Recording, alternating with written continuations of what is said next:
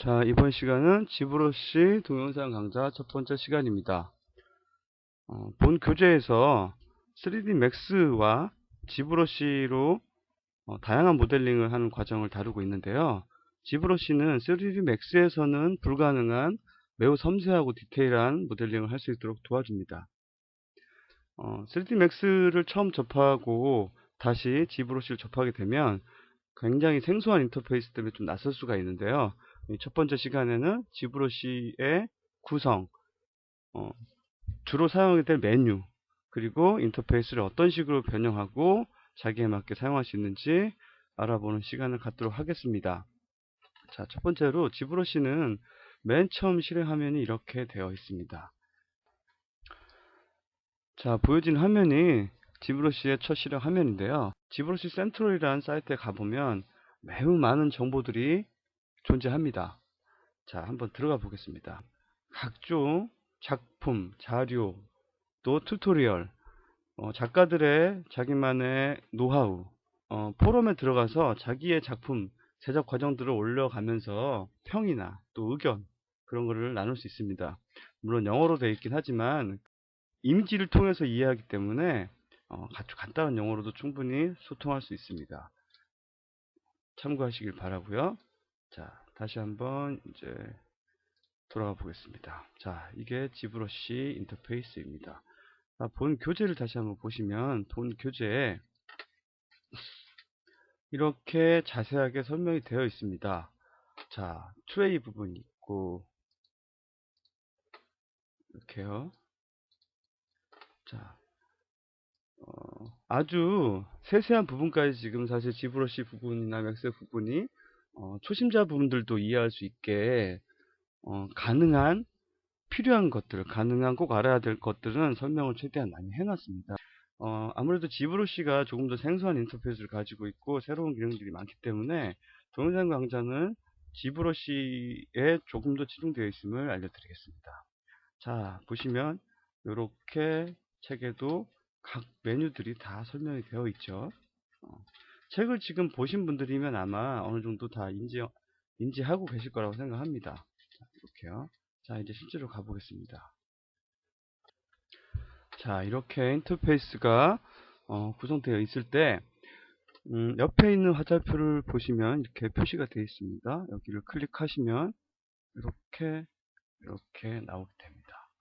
자, 이 부분이 지금 트레이라고 불려지는 부분입니다. 트레이. 그리고 이쪽이 이렇게 메뉴가 구성되어 있는 이쪽이 쉘이라고 불러지는 곳입니다. 그리고 최초 실행했을 때 라이트박스라는 것이 이렇게 보여지는데요. 이거는 최근 작업했던 것이 저장되고 지브러시 안에 저장되어 있는 각종 파일들을 오픈할 수 있습니다. 라이트박스가 있고요. 라이트박스를 닫아보겠습니다. 자, 이렇게 실행 화면이 구성이 됩니다. 자, 이 부분에 대해서는 본 교재에서 매우 자세하게 설명이 되어 있습니다. 자, 한번 해보겠습니다. 이렇게 각 부분 메뉴 가능한 교재만을 확인해서도 충분히 이해할 수 있을 정도로 메뉴를 다 다양하게 설명을 해 놨습니다. 이 메뉴를 읽는 것만으로도 충분히 어떻게 구성되어 있고 어떻게 움직이고 어떻게 인터페이스가 변형되는지 충분히 알 수 있을 거라고 생각합니다. 동영상은 눈으로 지켜보면서 그냥 이렇게 교재에서 봤던 부분이 이렇게 변형되는구나 라는 것을 실제적으로 체감할 수 있게 도와준다고 생각하시면 되겠습니다. 자, 이렇게 해서 한번 툴박스 이렇게 클릭해서 이동해서 내가 원하는 곳으로 이동시킬 수 있습니다. 이렇게요. 이동시킬 수 있죠. 그리고 보시면 여기 스트로크, 스텐실, 뭐 각종 지금 이건 중요하지 않습니다. 어떤 이름이 있는 건 중요하지 않고 지금 툴 이렇게 움직일 수 있다는 거. 어떤 기능이든지 빼내고 움직일 수 있다는 게 중요하고요. 그리고 하위 메뉴가 이제 이렇게 준비하고요.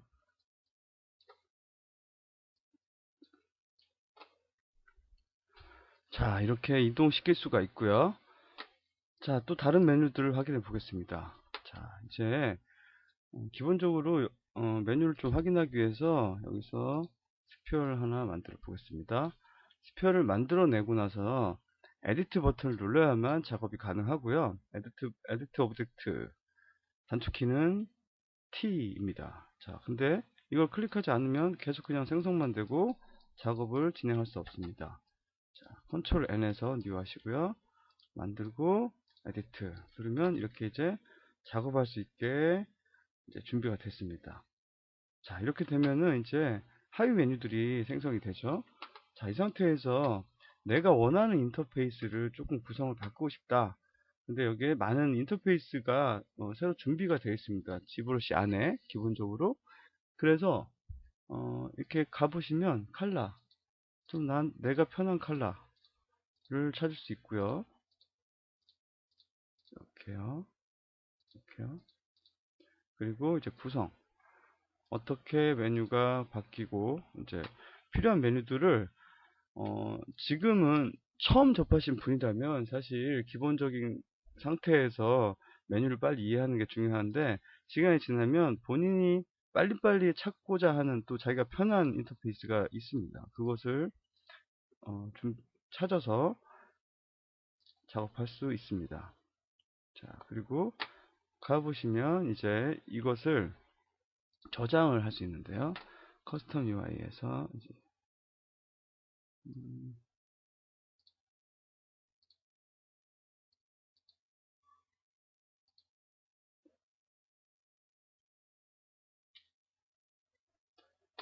자, 그런 다음에 자기가 그 지정한 UI를 저장할 수 있는데요. 프리퍼런스에 가보면 컴피그에 자, 스토어 이것을 저장합니다. 그래서 이 화면을 다음 실행할 때 부를 수 있고요. 또 다른 곳에서 또 혹은 다시 설치했을 때 다시 이 UI를 불러오고 싶을 때 세이브 UI에서 세이브 하시고요. 세이브 한 것을 로드할 수 있습니다. 자, 이번에는 프리퍼런스의 Enable Customize를 이용해서 원하는 모양으로 인터페이스를 구성을 바꿀 수 있습니다. 자, Enable Customize 누른 상태에서요. 자, 각종 기능을 Ctrl Alt 누른 상태에서 클릭하고 이동합니다. 이렇게 옮겨졌죠? 그리고 Move. 자, 또 이렇게 옮겨갑니다. 이렇게 옮겨갈 수 있습니다. 또 해서 서브트랙 더블리케이트 이렇게 실행할 수 있는 기능 대부분의 것들을 전부 이런 식으로 옮겨가서 자기가 편하게 작업할 수 있게 할 수 있습니다. 자, 브러쉬도 옮겨갈 수 있고요. 매트리얼도 옮겨갈 수 있고요. 자, 이런 식으로 옮겨서 작업할 수 있습니다. 그래서 인터페이스는 사실 각자 본인의 스타일이 있고 본인의 편한 방법, 또 가장 찾기 쉬운 방법으로 자기가 가장 많이 사용하는 기능 위주로 이렇게 조정해서 작업하시면 되고요. 자, 이제 각각의 기능을 설명해 보겠습니다. 자, 툴에 들어가시면 여기 보시면 이렇게 도형이 보이죠? 도형을 클릭해 보면 이렇게 기본 도형이 있습니다. 3D Max에서 제공하는 기본 도형 있었죠? 스탠다드 프리미티브. 마찬가지로 어떤 것을 작업을 시작하기 위해서 이 작업 공간에 어떤 물체를 꺼내 놓아야 됩니다. 그리고 그걸 기준으로 해서 그거를 수정하는 거죠. 그래서 여기 보시면 스피어, 큐브가 있습니다. 스피어를 꺼내 보겠습니다. 그래서 들어갑니다. 그리고 에디트를 누르시고요. 자, 이 상태에서 지금 이렇게 보시면 이제 메뉴들이 활성화 됐습니다. 자, 이 상태에서 보시면 브러쉬, 이게 브러쉬고요. 브러쉬는 이제 요것들을 가지고 이 브러쉬의 기능이 아주 강력한데요. 이 브러쉬를 가지고 이제 오브젝트를 만지고 찌그러뜨리고 늘어나게 하고 자르고 뭐 하는 것입니다. 그리고 한번 클릭해 볼게요. 자, 이렇게 메시지가 뜹니다. 스컬핑 하기 위해서 컨버트 해야 된다는 얘기거든요. 스컬핑 하기 위해서는 3D 프리미트를 폴리메시 3D로 바꿔야 된다 라는 얘기입니다. 그래서 다시 한번 클릭하시고 여기 보면 Make Poly 3D가 있습니다. 그래서 하나를 꺼내고 Make Poly 3D로 바꿔줍니다. 그렇게 하면은 이제 서브툴에 등록이 됩니다. 서브툴에 하나가 등록이 됐죠. 이제 등록이 되는 순간 이렇게 작업할 수 있습니다. 그래서 이 다음 시간에 이제 계속해서 다루게 될 텐데, 여기는 이제 브러쉬, 각종 브러쉬, 이거를 직접 표면에 작업할 수 있는 브러쉬를 얘기합니다. 하나만 선택해 보겠습니다. 주로 사용되는 브러쉬가 아주 많지 않은데요. 그 활용도는 다 높지만 아주 빈번하게 사용되는 것들은 몇 개 되지 않습니다. 자, 이렇게 브러쉬 느낌이 다르죠. 그리고 보면 스트로크, 어떤 방식으로 브러쉬질을 할 것이냐, 이렇게 누르고 브러쉬 선택하시고 이렇게 누르고 어떤 방식으로 할 것이냐. 지금은 프리핸드 방식입니다. 그래서 이렇게 프리핸드가 되는 거고요. 자, 그 다음에 드래그렉.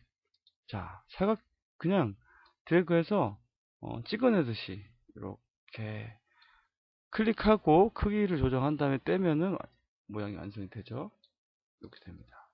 그리고 드래그 닷은 그냥 말 그대로 그 자리에 찍는 겁니다. 이렇게 찍어 놓고 결과를 찍고 위치를 이동시켜서 만들어냅니다. 찍고 이렇게요. 자, 그리고 스프레이 방식으로 뿌리면 이렇게 막 흩뿌리듯이 뿌려줄 수 있습니다. 스트로크 기능이고요. 이 부분은 하나하나 또 작업을 진행하면서 설명할 부분이기 때문에 지금은 간단하게 어떤 것들이라고만 설명하겠습니다. 자, 알파. 어떤 모양을 가지고 스컬핑 할 것이냐. 약간 네모였죠? 이번에 한번 바꿔보겠습니다. 이런 모양으로 바꿔서 스트로크를 이렇게 해보겠습니다. 알파가 바뀌었네요. 자, 잘 보이게 해야겠네요. 지금 현재 오브젝트의 밀도가 조금 낮은 상태여서 잘 표현되지 않고 있는데요. 자, 일단 밀도를 한번 높여 보겠습니다. 서브툴 아래 하이 메뉴 가면은 지브러시의 장점이 맥스에서는 감히 상상할 수도 없을 만큼의 높은 밀도의 작업을 할 수 있어서 디테일을 표현할 수 있는 건데요. 그럼에도 불구하고 화면에서 디스플레이가 느리지 않습니다. 그렇게 해서 작업을 할 수 있는데요.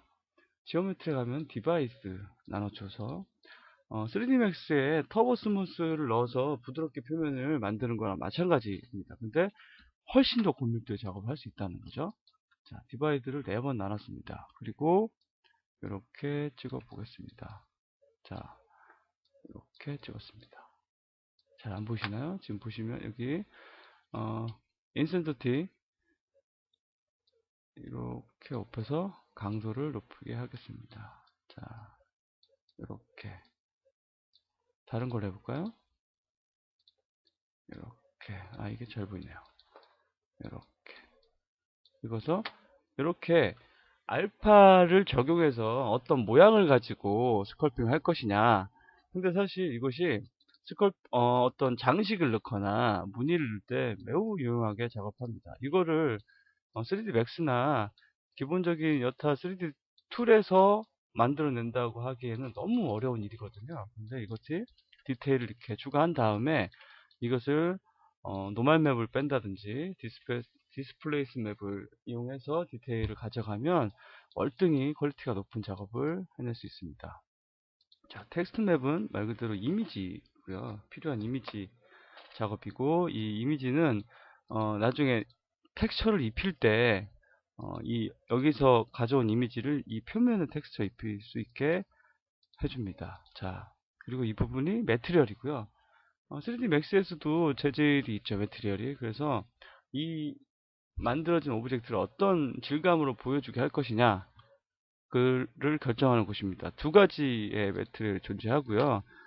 맷캡 매트리얼이 있고 스탠다드 매트리얼이 있습니다. 맷캡 매트리얼은 지브러시에서만 존재하는 재질인데요. 매트리얼 자체에 라이트 값을 포함하고 있습니다. 이미지로 라이트 값을 포함하고 있어서 실제 라이트 조명을 받은 그 맷캡이 가지고 있는 조명을 포함해서 표현해주는 매트리얼입니다. 이렇게 적용해 보시면 다양한 질감이 있고요. 자, 스탠다드 매트리얼은 기본적으로 다른 곳에 있는 매트리얼하고 좀 비슷하다고 생각하시면 되겠습니다. 라이트 정복감은 가지고 있지 않습니다. 자, 이렇게요. 이렇게 해서 왼쪽에 있는 메뉴를 확인해 봤고요.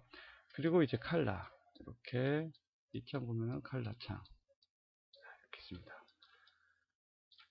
자, 그리고 각각의 기능들을 Alt 클릭하고 이 버튼 아이콘을 클릭하면 이렇게 하위 기능들이 또 세부적으로 이렇게 보여지게 됩니다. 자, 다 떠볼게요. Alt 스트로크 그리고 알파 이렇게 세부 메뉴 기능들이 이렇게 Alt 키를 누르면서 활성화됩니다. 다시 꺼줄 수 있고요. 자, Alt 키 누르면 이렇게 세부 메뉴들이 활성화됩니다. 툴을 다시 꺼낼게요. 툴. 자, 그리고 이제 오른쪽, 자, 트레이죠. 오른쪽에 보면은 이 기능들이 있는데 이것은 화면을 어떻게 볼 것이냐. 실제 이제 오브젝트 사이즈가 아니라 이제 이 중앙에 있는 이 화면을 그 지브러시에서는 캔버스라 부르는데요.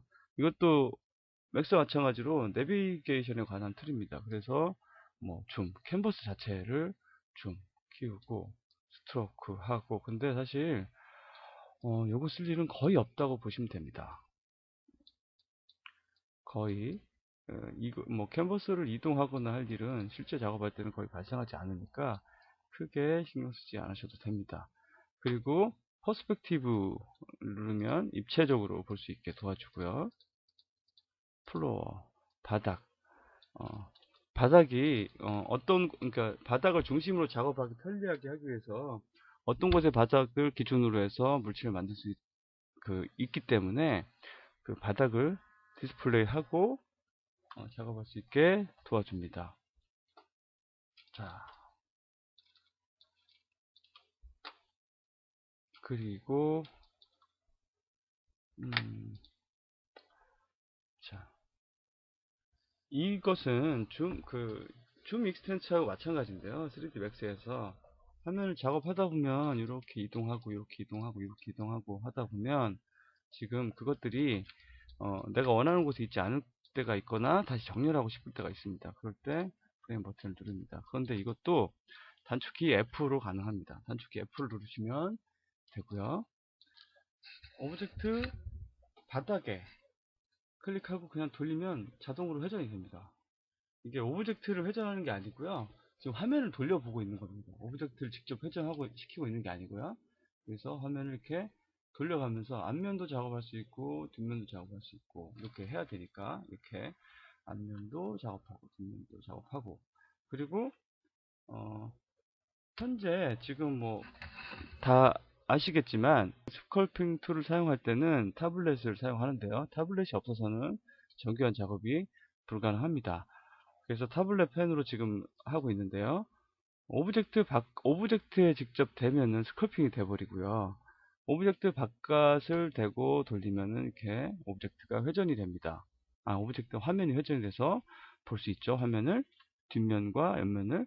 근데 회전할 때 수직으로 회전할 수 있는데 그럴 때는 Shift 키를 누르고 회전하는 순간 Shift 키를 누르면 이렇게 수직으로 회전이 됩니다.